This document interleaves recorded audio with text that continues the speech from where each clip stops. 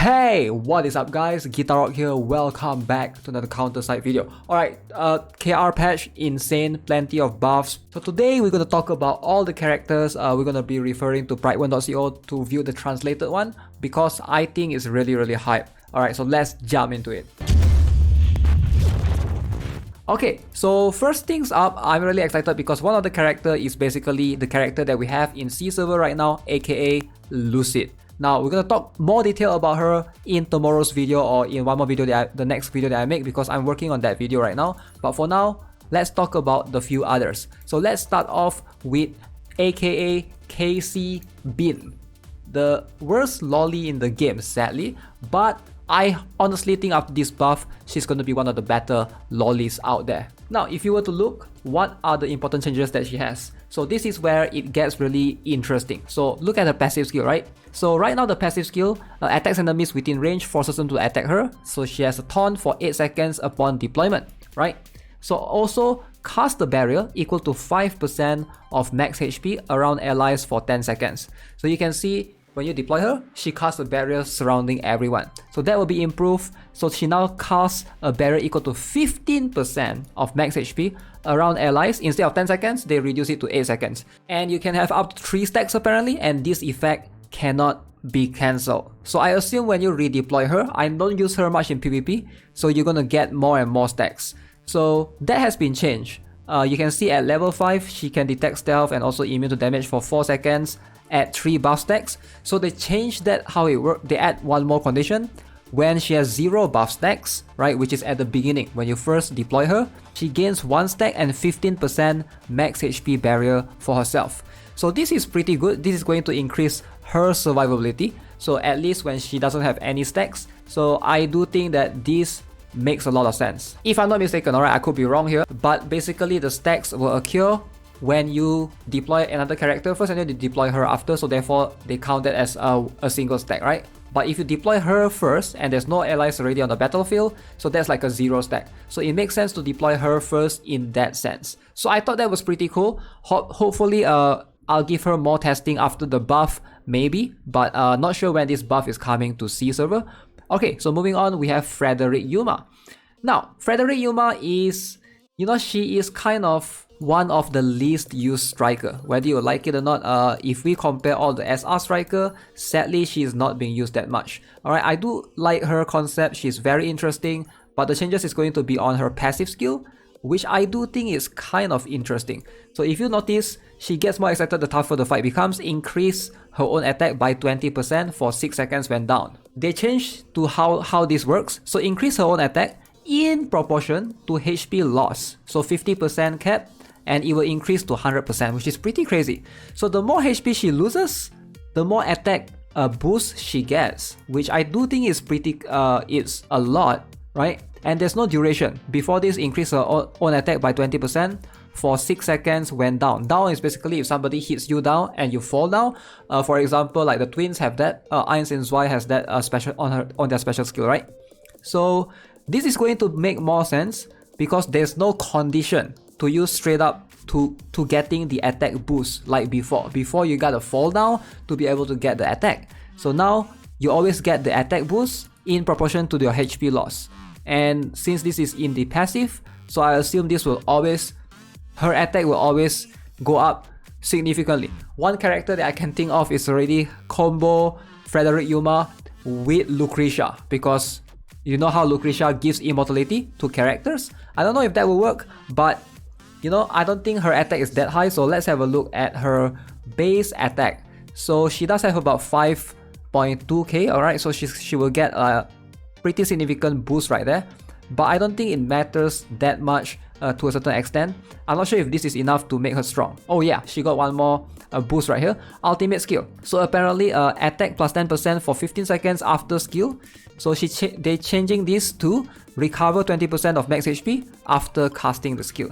Now I thought this was pretty cool, that she has the ability to self-heal herself every time she casts an ultimate skill. So I think this is going to increase her survivability overall, and she can be decent in PvE right now. I hope this is going to be enough to justify her usage in PvE. I think she can actually get some usage as a decent SR striker. Probably not gonna replace like Chifuyo or anything because those have much more utility. But if you're looking for someone that relies on damage overall, I think she will get it there. Next up, we have Additive Twins. Okay, so let's have a look at the before and after. So how Additive Twins works is pretty straightforward. When you deploy her, her skills are sealed, attack is permanently decreased by 30%. When her HP drops below 70%, she inflicts AoE damage as she rises into the air. So they changed it to when her HP drops below 80% now, so different condition. Okay, so that's pretty cool. Also the passive now. Before this, passive is activated at 80% or lower HP, barrier equal to 20% of max HP upon transformation. So she get like a little bit of shield. So now they changed to gain barrier equal to 20% of max HP. Okay, that one is still there. When HP falls below 20%, she will stop losing HP from the passive.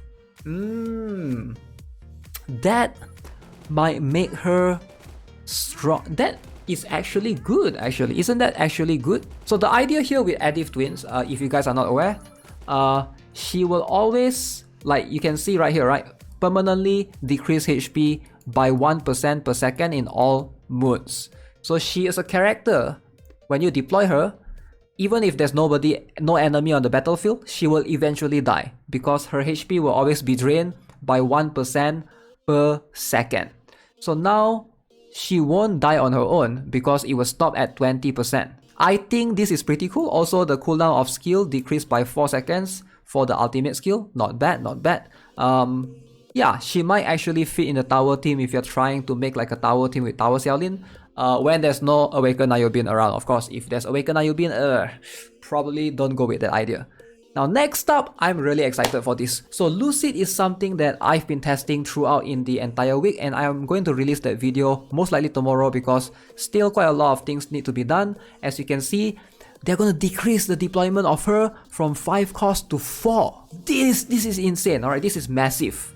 I wasn't expecting that at all. I was sort of expecting some sort of buff similar to Estarossa because this is what Estarossa got last time. Remember, Estarossa used to be a 5 cost unit. If you guys are playing in Global, you won't know this. But when they nerf Estarossa or they buff her by making her a 4 cost unit, they also reduce her stats. But Lucid didn't get any stats reduction. For 4 cost, I think she's actually really good. Obviously, wait for that video. I'm still doing a bunch of testing and I'm going to compile it and feed you guys the data, and hopefully you guys can decide from there. The passive, right? Summons 2 CO named Hansel and Gretel after deploy. So these COs lose HP per second and regain 5% HP per second if Lucid is on the field, right? But they're going to change how this works. If the summons are already present on the field, alright, which is the Hansel and Gretel, restore their max HP when deployed. So this makes sense if you're trying to redeploy Lucid. Let's say, because imagine Lucid is like a 3 unit. So you get her and you get Hansel, you get Gretel, right? And then if she dies, the summons dies. Makes sense. So if she's low HP, you can somewhat redeploy her if you want to. And suddenly Hansel and Gretel will get full HP, which I think is pretty insane. I think this is pretty insane. They also get HP recovery plus 1% per second. Okay, so let's have a look at the next one, which is the ultimate. Now this one is a very huge improvement. Now why is that, right? The issue with Lucid that I've noticed is she has a little bit of DPS loss when you're trying to do damage. Every time she casts ultimate, the Hansel and Gretel will be resummoned again. So when you resummon them, they resummon to where she was. And then they will need to walk to the front to hit the enemy again. So that's a little bit of DPS loss in raids and stuff based on my testing.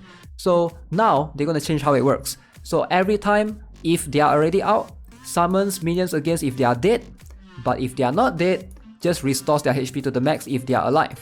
Jaina Cropple, she's getting a buff. Pretty cool. This replaces Queen when she's young, SSR version. So HP increased by 12% for Jaina. Pretty cool. This is very important for C or global players to know, because now if the character ever comes to C or global, this character haven't appeared yet, I think we're gonna straight up get the buff version for sure, right? We won't be getting the nerf version. So when her HP drops 40% or below, she restores 10% of HP per second for 3 seconds. So while healing, she is immune to damage. Okay, it only triggers once per battle. She has an ability to self-regen. So now they change it.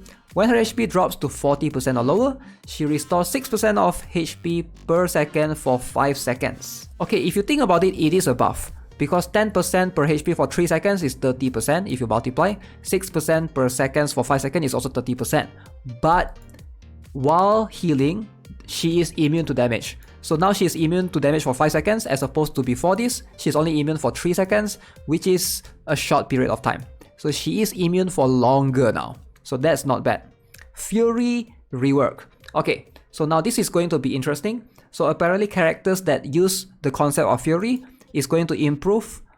They are going to change how the ultimate bar will be improved when you use special skill, and this includes rearm EUJIN. Alright, so I think this is going to be pretty cool. Let's talk about rearm EUJIN, right? What is rearm EUJIN all about? They change how she works overall. Notice how this special skill, usually for normal characters like let's say Xiaolin, right? You can see there's a timer. So the special skill cooldown is 22 seconds, the ultimate skill is 52 seconds. But how EUJIN's skill is a little bit different. She has this one is 8 times for the special skill, and the ultimate skill is 24 times. So basically, how Fury works is you need to hit the character needs to hit 8 times to be able to get the special skill, and then hit 24 times to be able to get the ultimate skill. Which is why for rearm EUJIN, you want to go for attack speed if you can, because it's like that dictates how fast your character will be able to use their special skill and ultimate skill. So hopefully this will give you guys global players, if any of you global players are watching this video, a chance as well to know in the future Fury units you want to use ideally attack speed, so hopefully to improve their attack speed to make sure they cast spells faster. So you can see it's a yellow bar, right? As opposed to normally it's a blue bar. You can see it's a yellow bar. So every time she hits, notice this yellow bar will increase. And this time they changed to how whenever she uses special skill, once the yellow bar is full, she will automatically use the skill. Alright, so that's the special skill. So they changed it so that she will always get the ultimate skill this time. The special skill will also fill the bar of the ultimate skill. So I think this is a pretty cool concept. EUJIN is a very interesting concept for sure. Her leader skill is a bit underwhelming. Like look at this, right? She basically have maximum crit rate of 85% for 6 seconds upon deployment. So basically she gets up to like 10 seconds. I mean, it's just the nature of how the game works. If you guys are not aware, the maximum crit rate in this game is 85%. But why not just give her that she will always crit like how Xiaolin's skill works? I think that would be a better buff for her overall, instead of just giving her 85% crit rate. I think this is still not something that I would use, but I wouldn't mind using her as a character in the team. Like overall, I think she's not too bad as a character. Alright, so with that being said, somebody just subscribed, and I'm going to remind you guys to subscribe as well, turn on the notifications if you guys haven't already, and yeah, give this video a like if you guys enjoy it. Yeah, I'm gonna go work on that Lucid video. I hope I'll be able to release it later today. And also, if you guys haven't already, my second channel, I should have one video up by now. I'm not sure, or maybe I'll have one up later. So if you guys want to check it out, I'll have a PvP video right there. As always, if you guys haven't already, again, the spreadsheet, the gear cheat sheet guide also is done. So if you guys want to check it out for yourself, description is where it is.